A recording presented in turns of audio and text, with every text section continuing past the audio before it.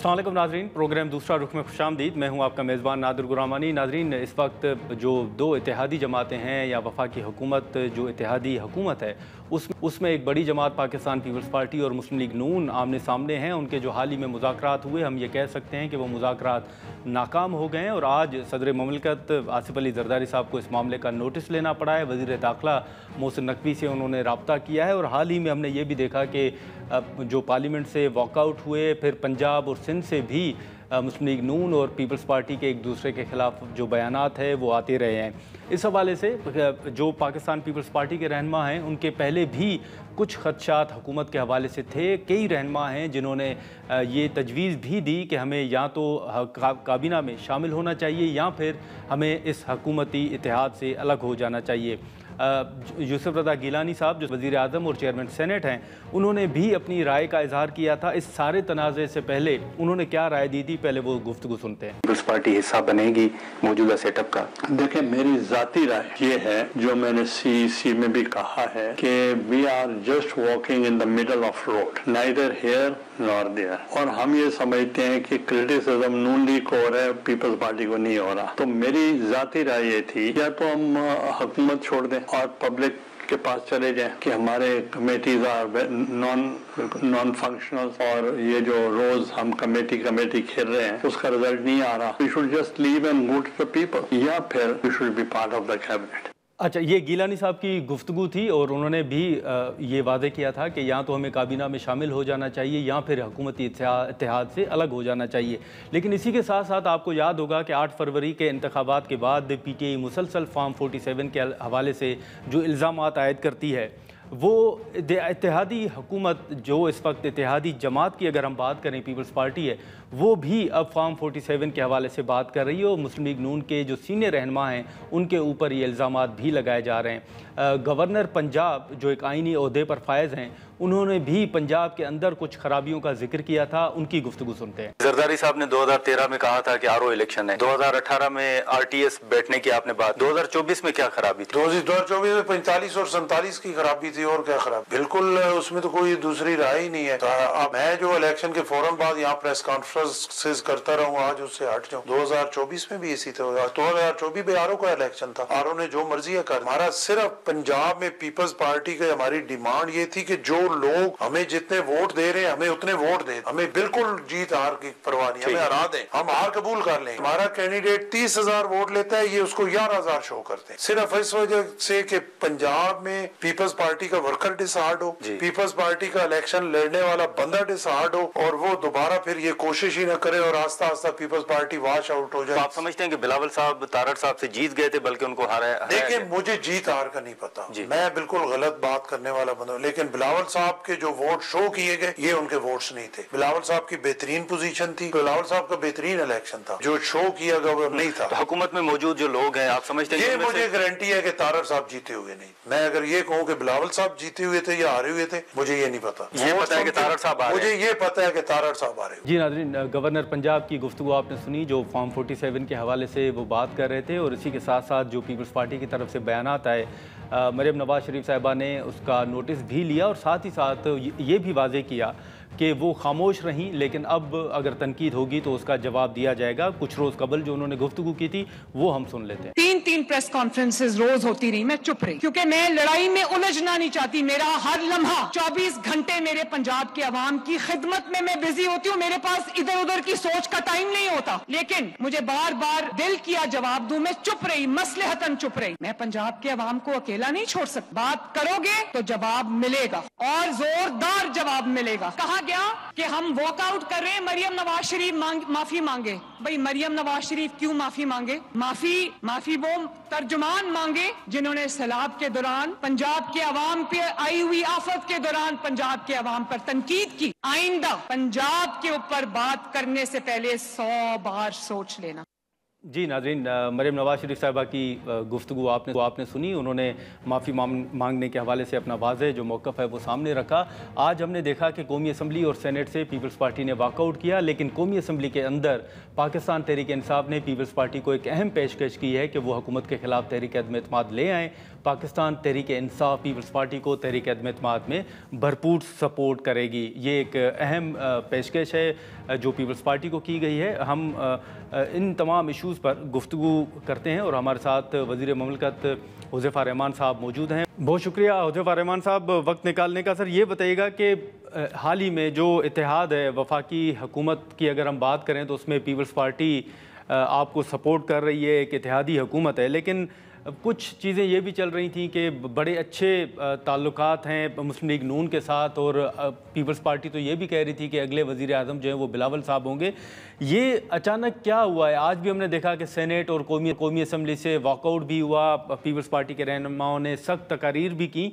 ये अचानक मुस्लिम लीग नून और पीपल्स पार्टी के दरमियान इख्तलाफात को आप किस तरह देख रहे हैं?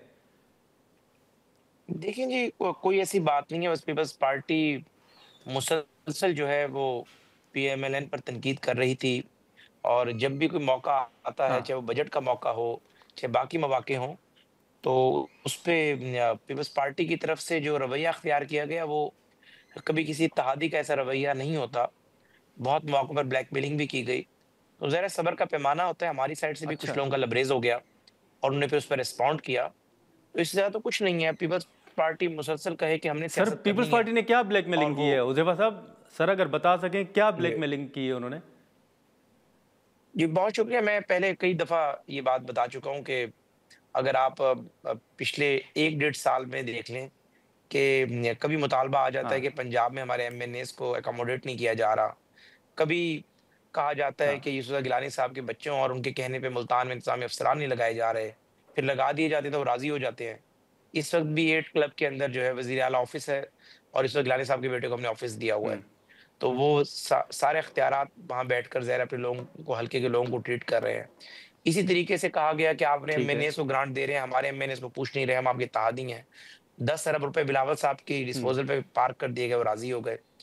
अभी आपने फ्लड के मामलात में देखा कि मैडम ने मरीम नवाज़ साहिबा ने मुल्तान में सबसे ज़्यादा इज़्ज़त जो है गिलानी साहिबान के बेटों को दी। अपने अरकान पार्लियामेंट को पीछे रखा ठीक है। और उनके अरकान पार्लियामेंट को आगे रखा। तो यूसुफ गिलानी साहब ने जितने विज़िट किए मुल्तान में बतौर चेयरमैन सेनेट, तो उन्हें बतौर वज़ीर-ए-आज़म बल्कि सुपर प्राइम मिनिस्टर का प्रोटोकॉल दिया गया।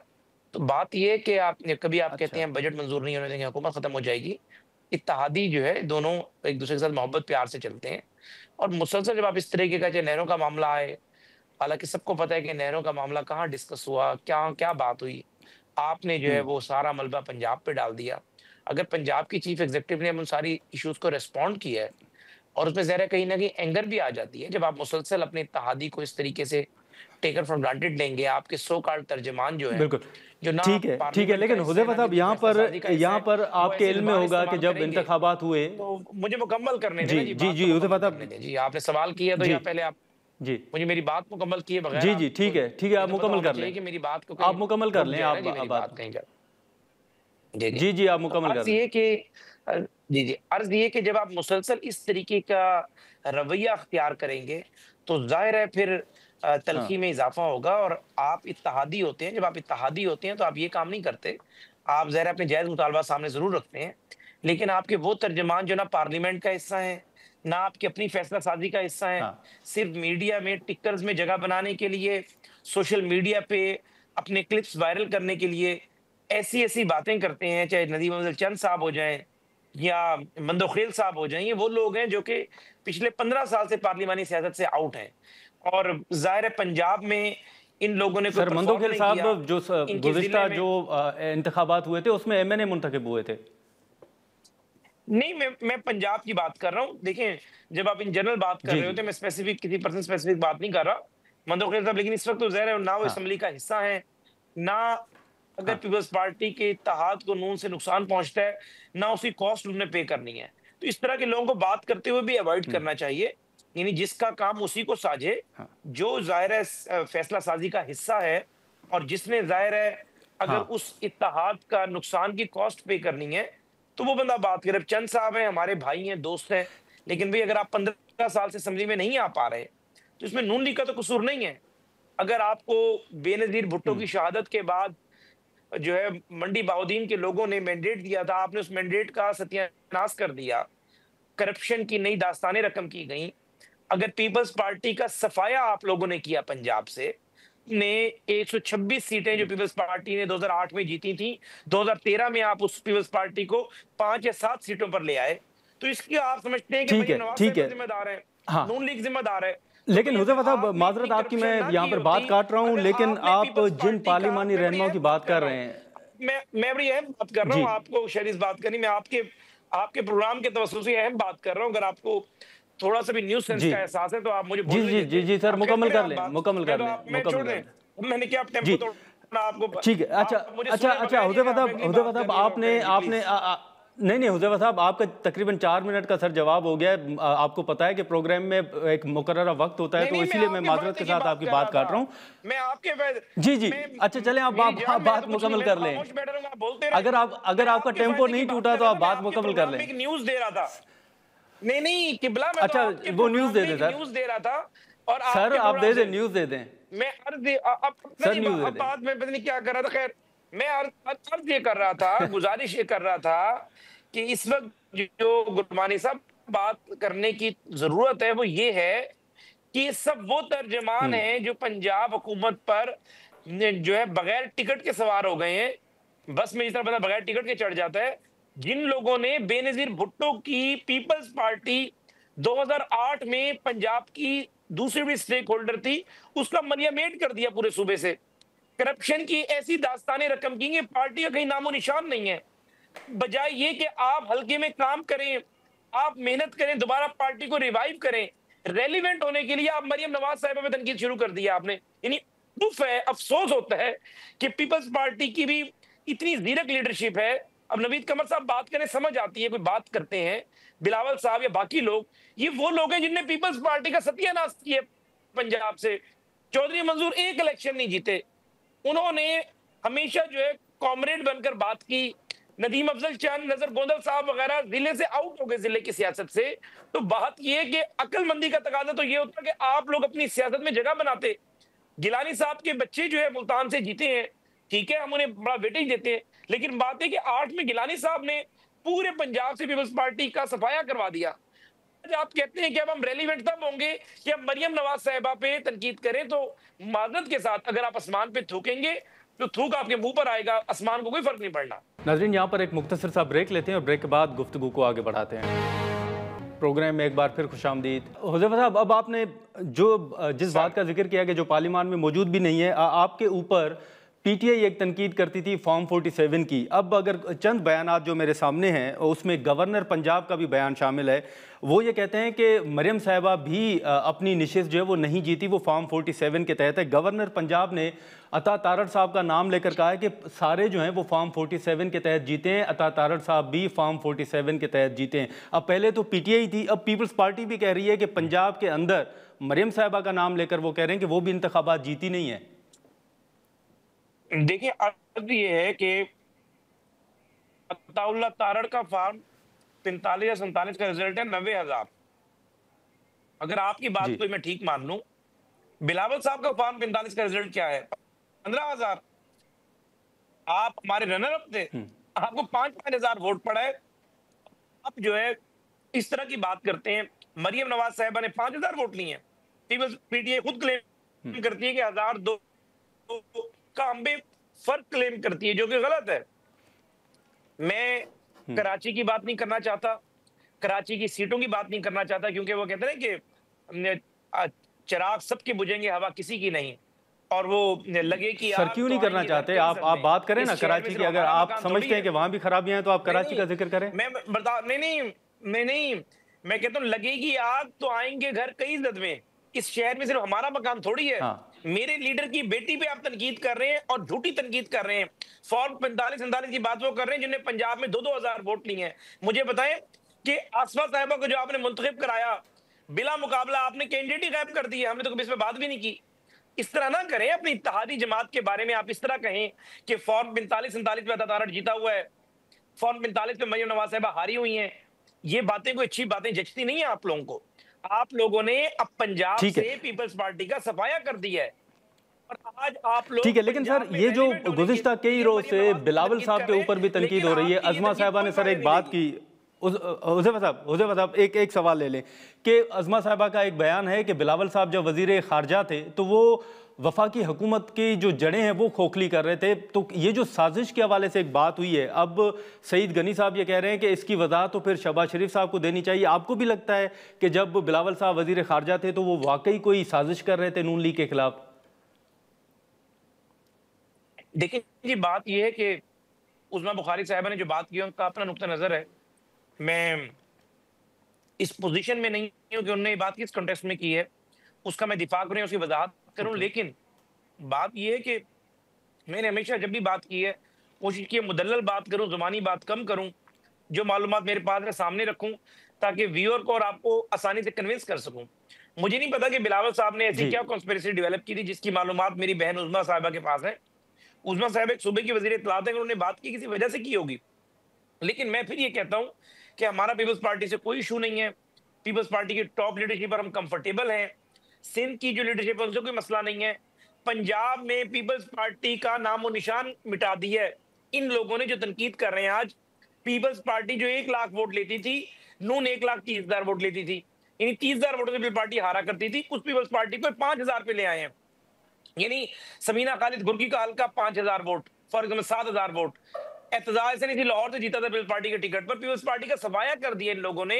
नदीम अफजल चंद वगैरह ने मंडी बाउद्दीन से सफाया कर दिया। जरदारी साहब ने अच्छी वजारत दी थी, बड़ी वजारत दी थी नजर गोंदल साहब को। अब अपनी सियासत जिंदा करने का वो ये समझते हैं कि पहले ये लोग पीटीआई में चले गए थे, इनमें से कुछ लोग, वहां भी इनकी सियासत जिंदा नहीं हुई। तो आज ये कहते हैं कि जो पॉपुलर लीडर है पंजाब की, उसके ऊपर हम तनकीद करेंगे तो शायद हम रेलिवेंट हो जाए। इससे कोई फर्क नहीं पड़ना पीएमएलएन को।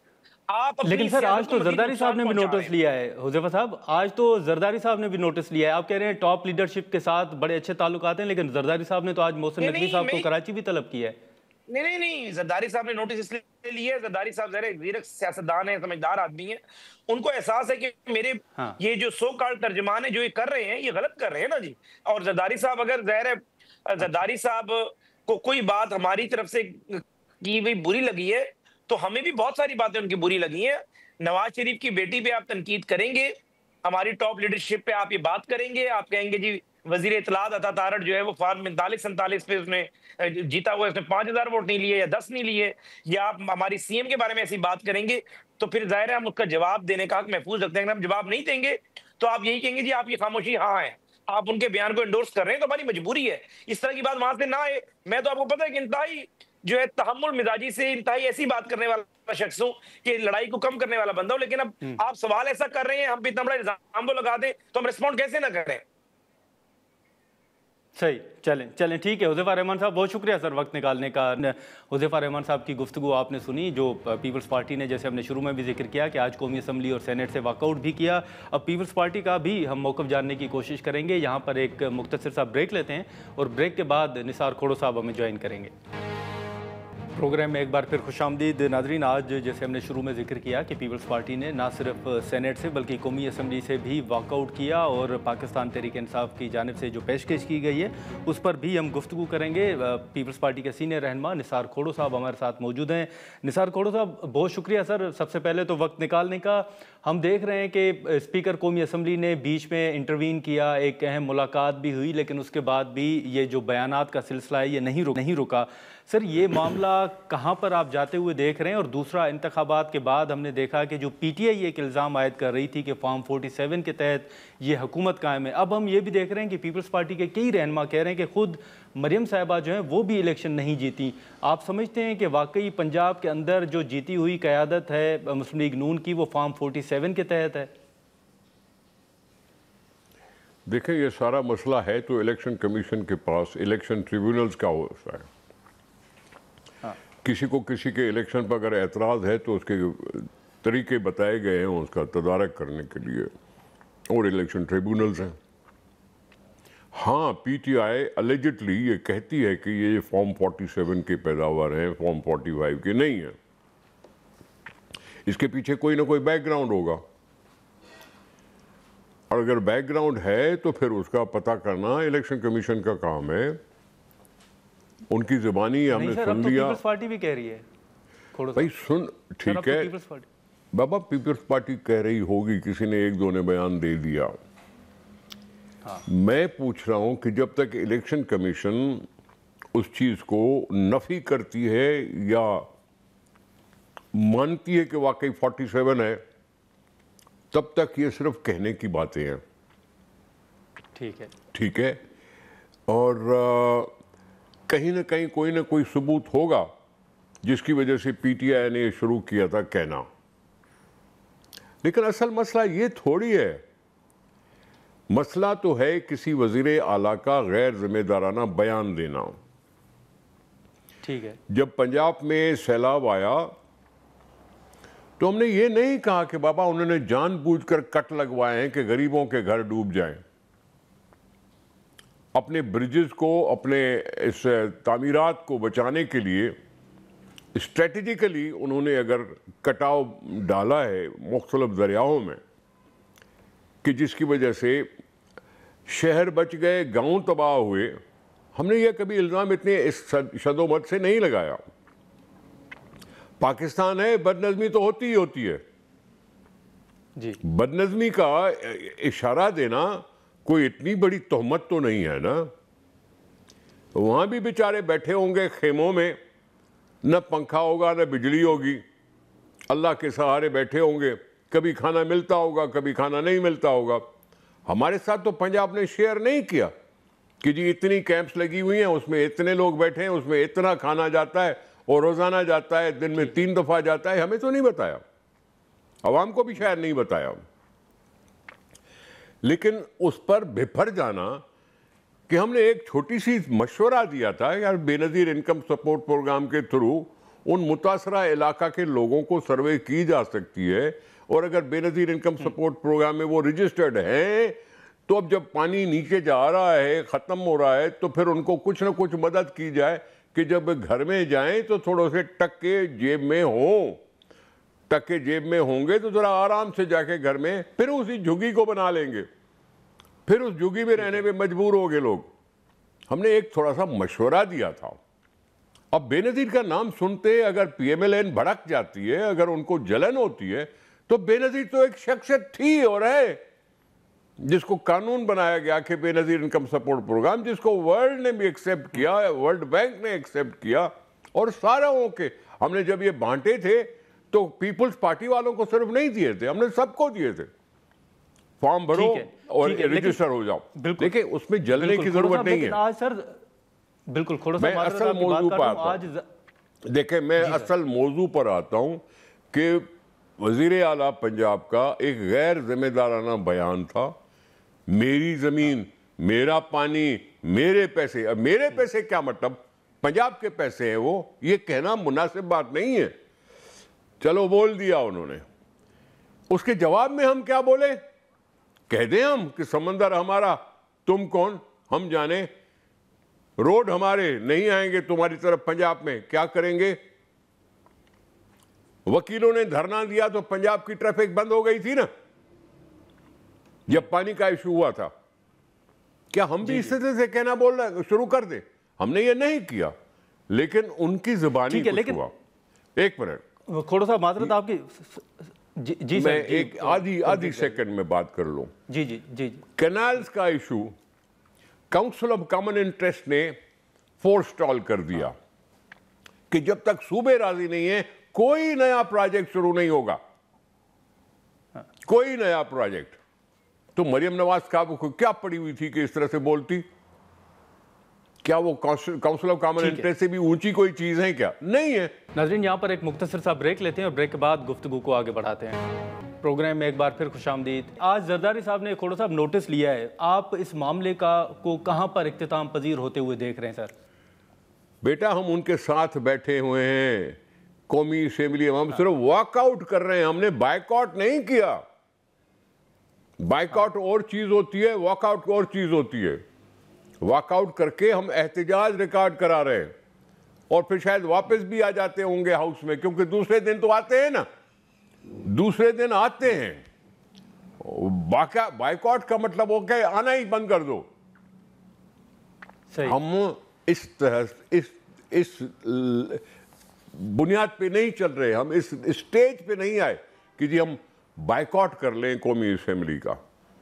ठीक है खोड़ो साहब, आज जो कौमी असम्बली से पीपल्स पार्टी ने वॉकआउट किया है, उस वॉकआउट के दौरान पाकिस्तान तहरीक इंसाफ की जानिब से पीपल्स पार्टी को ये पेशकश की गई है कि आप हुकूमत के खिलाफ तहरीक अदम एतमाद लाएँ, PTI आपको भरपूर सपोर्ट करेगी। आप समझते हैं कि पीपल्स पार्टी किसी मरहले पर इस तरफ जा सकती है? देखिए बात सुने, ये सारी चीज़ें बोलती हैं, इस सियासत में होता है। इसी सियासत में उस वक्त भी हुआ था जब इमरान खान के पार्टी के लोग छोड़ के निकल गए पार्टी से और हमने सिंध हाउस में उनकी मेहमान नवाजी की, तो यही PTI वाले हमें गालियां दे रहे थे, सिंध हाउस पर बाकायदा हमला कर दिया था। ये सिर्फ एक जुमला कहने से सब कुछ नहीं हो जाता, रिलायबिलिटी फैक्टर है, रिलायबिलिटी फैक्टर है। अब मुझे नहीं मालूम कितने रिलायबल बन गए हैं PTI के लोग। उसने अपने चेयरमैन से बात की, बानी तहरीक इंसाफ से बात की है। पहले तो अगर वो रिलायबल बन जाते हैं तो आप हाथ मिलाने के लिए तैयार हैं सर? बाबा पहले तो बानी साहब जी, देखो ना, हाथ मिलाने वाली बात को छोड़ो, हम उनके साथ बैठे हैं, हम एहतजाज रिकॉर्ड कर रहे हैं जिसका रिस्पांस नेगेटिव आ रहा है, जिसका रिस्पांस नेगेटिव आ रहा है, यानी वो जानते हैं। फिर देखें ना, अभी इसमें हमने तो ये भी इल्ज़ाम लगा दिया कि मेरी मरियम नवाज साहिबा शहबाज शरीफ साहब के खिलाफ साजिश कर रही हैं, हमें उकसा के, हमें गालियां दे के मजबूर करेगी कि हम बाइकआउट करें और फिर शहबाज शरीफ साहब के तख्ता उलटने की शुरू हो जाए कोशिश। हम ये नहीं पहुंच रहे हैं ना, हम तो सिर्फ एहतजाज रिकॉर्ड करा रहे हैं। आप पता नहीं आगे तक चले जाते हैं। PTI ने कह दिया कि जी हम आपका साथ देंगे, ये ऐसी बात नहीं होती, वो बातें करनी पड़ती हैं, पता चलना पड़ता है। PTI की क्या बात है? हमने तो जब बनी थी, इलेक्शन हुई थी, उसमें हम PTI को बोले थे कि आओ जी आपके साथ भी बात करते हैं और मिलजुल कर हुकूमत बनाते हैं। PTI साहब ने उन्होंने हमें गालियां देनी शुरू कर दी। ये 2024 की बात है, 24 के इलेक्शन की बाद की बात है। बिलावल भुट्टो जरदारी साहब ने as a chairman people's party दावत दी थी कि मुलाकात हो जाए, लेकिन नहीं की उन्होंने। ठीक है, लेकिन खोड़ो साहब, ये जो अज़मा बुखारी साहब का बयान, साहिबा का जो बयान है, वो यकीनन आपकी नज़र से गुजरा होगा। उन्होंने कहा है कि जब बिलावल साहब वज़ीर ख़ारजा थे तो वो शहबाज शरीफ साहब की हुकूमत की जो जड़ें हैं वो खोखली कर रहे थे, एक साजिश का जो एक इल्ज़ाम लगाया गया। पीपल्स पार्टी ने कहा है कि अब इसकी वजाहत खुद प्राइम मिनिस्टर साहब करें। फिर वो कहते हैं कि आप एक सेकेंड जी। अरे वो तो बिलावल भुट्टो जरदारी साहब था, किसी और पार्टी का चेयरमैन था, हुकूमत ने उनको वजीर खारजा बनाया। हम नहीं मांग रहे थे, हम राजी नहीं थे वजीर खारजा होने पर, लेकिन ये तो एक पार्टी है। मरियम नवाज साहिबा उनकी भतीजी हैं, वो उनके चचा हैं, एक ही पार्टी है, और एक ही पार्टी में से ऐसे साजिशें हों तो जरूर सवाल तो उठते हैं ना। उज़मा बुखारी ने जवाबदन बिलावल साहब पे हमला कर दिया। बिलावल साहब ने तो अपनी वज़ारत खारजा में पाकिस्तान का नाम पैदा किया, जो पहले शायद इतना नहीं हुआ था। उसने तो अपनी सीरियसली वो बात ली, बड़ी बड़ी मिन्नतें करने के बाद उसने कहा था चलो मैं कबूल करता हूं। वो चुप करके तो बैठे नहीं, पाकिस्तान के नाम पर आगे बढ़ते रहे और पाकिस्तान का नाम बढ़ाने के लिए प्राइम मिनिस्टर ने उनका शुक्रिया तक अदा किया, और वो शुक्रिया अदा कर रहे हैं, आप उनको कह रहे हैं कि जी साजिशें कर रहा था। उसको साजिश करने की जरूरत क्या है? उसको पता है कि उसकी मेजॉरिटी नहीं थी असेंबली में, उसको पता है कि अब भी नहीं है। अभी बिलावल साहब ने कितना ज़रफ़ दिखाया, हम आपकी सपोर्ट करते हैं कि जमहूरियत रहे, लेकिन हमें वजारतें नहीं चाहिए। ये बिलावल साहब का बड़ा पैन है ना, नहीं तो वजारतें मांग सकते थे। हुकूमत उनको तरले कर रही थी कि जी वजारतें मांग लो, मान लो, नहीं मानी। अभी भी कह रहे हैं कि हमें वजारतें नहीं चाहिए। तो बिलावल साहब का बड़ा ज़र्फ है कि जी जमहूरियत को बचाने के लिए साथ तो दे रहे हैं, ताने भी बर्दाश्त कर रहे हैं, लेकिन वजारतें नहीं ले रहे। ठीक है, लेकिन सर वो मुसलसल जो एक कंपैरिजन किया जा रहा है, जो आपकी सूबाई हुकूमत पे तनकीद हो रही है कि आप सिंध और पंजाब का मुकाबला नहीं कर सकते, आप 17 साल में 17 जो प्रोजेक्ट्स हैं वो गिनवा दें, आप समझते हैं कि ये तनकीद उनकी जायज़ है सर? अच्छा, मैं अगर ये कहूं कि PMLN तो पंजाब में 20 साल से हुकूमत में थी, सिर्फ मुशर्रफ के ज़माने में नहीं थी, मुशर्रफ के बाद भी और मुशर्रफ से पहले भी 20 सालों में अगर इतनी पॉपुलर, इतना सारा काम किया हुआ होता तो फिर उन पर यह इल्ज़ाम क्यों लगता फॉर्म 47 का? फॉर्म 47 का इल्ज़ाम क्यों लगता? क्यों कोई अखबार में पढ़ता हूं नवाज शरीफ साहब भी हार गए थे, वो भी फॉर्म 47 की पैदावार है।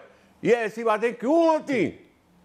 अगर उन्होंने इतना काम किया होता तो इमरान खान को तो रद्द कर देते ना। इमरान खान क्यों जीता 2018 में? उससे पहले तो आप ही थे ना, नवाज शरीफ साहब थे ना 2013 से 18 तक। तो फिर पंजाब ने क्यों उनको रिजेक्ट किया? बिल्कुल ठीक है निसार खोड़ो साहब, बहुत शुक्रिया सर वक्त निकालने का, थैंक यू सो मच। नाजरीन, पीपल्स पार्टी के सीनियर रहनुमा निसार खोड़ो साहब की गुफ्तगू आपने सुनी। आज के प्रोग्राम में इतना ही, इजाज़त दीजिए, अल्लाह हाफ़िज़।